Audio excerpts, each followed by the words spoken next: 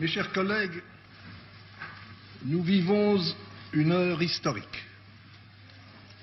Pour la première fois, les représentants de l'Espagne et du Portugal siègent parmi nous.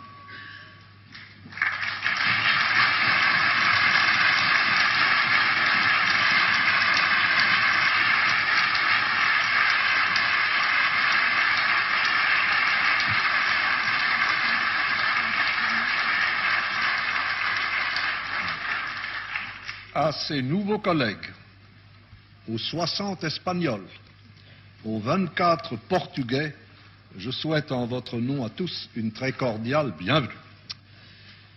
Je salue avec déférence Monsieur le Président du Sénat d'Espagne et Monsieur le Président de l'Assemblée de la République du Portugal qui honorent cette séance de leur présence.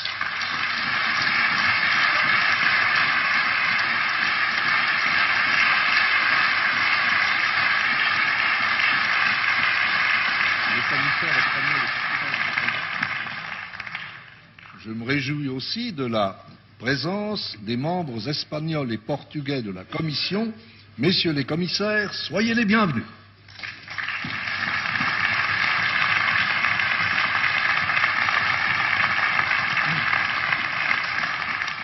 L'entrée de l'Espagne et du Portugal restera inscrite dans les annales de la communauté européenne comme un événement considérable, dont la portée dépasse largement, dans une perspective historique, les péripéties que la communauté a vécues au cours des dernières années. Cet élargissement s'imposait comme un impératif politique qui a fini par l'emporter sur toute autre considération. Il convient de féliciter les hommes d'État et les parlements nationaux qui l'ont compris, de telle sorte que tous les obstacles ont été finalement surmontés. Impératif politique. En effet, l'Espagne et le Portugal ont toujours joué en Europe un rôle important. Il est impossible d'évoquer et de comprendre notre histoire commune sans en tenir compte. L'apport de la nation espagnole et de la nation portugaise à la civilisation de l'Europe est de tout premier ordre. Tous ceux qui visitent la péninsule ibérique y découvrent avec émerveillement des éléments infiniment précieux de notre patrimoine culturel commun. Oui, la place de l'Espagne et du Portugal est naturellement dans notre communauté. Cette communauté, mes chers collègues, est essentiellement un ensemble de peuples libres. Les peuples qui, comme l'Espagne et le Portugal, pratiquent la démocratie pluraliste, ne sont pas très nombreux dans le monde. Il est indispensable qu'ils soient solidaires. Il est nécessaire qu'en Europe au moins, ils soient étroitement unis. Leur solidarité accroît les chances de survie de la démocratie et son rayonnement. Les affirmations de principe comme celle-ci ne sont pas faites pour dissimuler les difficultés que nous allons rencontrer au cours des années à venir.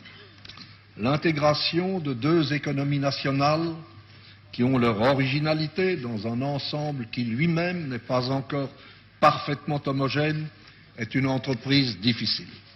Pour la réussir pleinement, il faudra de la lucidité et du courage. Il faudra surtout que le sentiment de solidarité l'emporte chez les uns et chez les autres sur les tentations de l'égoïsme national. Ce qui, à mes yeux, caractérise notre Assemblée, c'est qu'en travaillant ensemble, sans oublier les intérêts légitimes des pays que nous représentons, nous nous efforçons de dégager et de proposer des solutions qui répondent au bien commun de l'Europe. Nous estimons que la recherche de ce bien commun est, en fin de compte, la meilleure manière de sauvegarder les intérêts légitimes de nos pays respectifs qui, grâce à nos efforts communs dans le domaine économique et social, dans le domaine de la recherche et des technologies et dans bien d'autres, bénéficieront de meilleures chances de développement et de progrès social. Il y a beaucoup à faire, mes chers collègues, pour que cette conviction inspire toujours le comportement de tous les pays membres. J'ai souvent observé que de simples citoyens comprennent mieux que certains ministres la nécessité de l'entraide et de l'action commune. La mission de notre Parlement est précisément d'agir dans le sens du renforcement de l'esprit communautaire. À ce renforcement, je suis convaincu que nos collègues espagnols et portugais sont résolus à contribuer.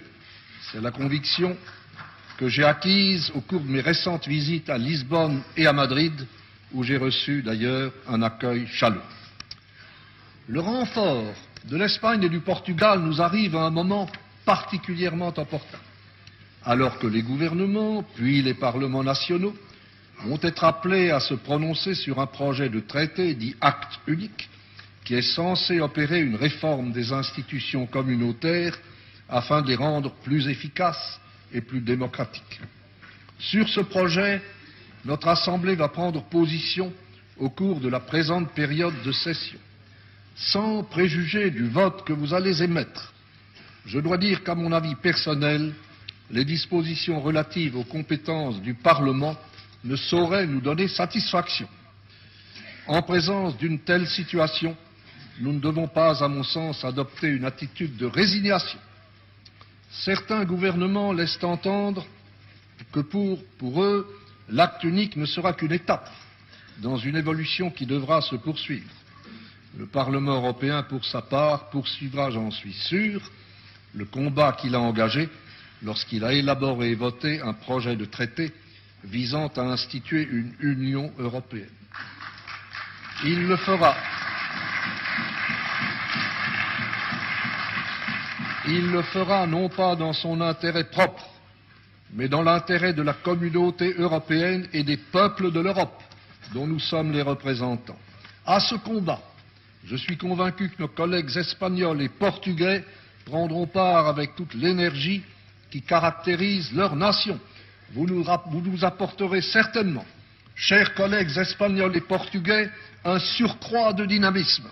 C'est pourquoi cette journée du 13 janvier 1986 est pour nous une journée de joie, mais aussi et surtout une journée d'espérance.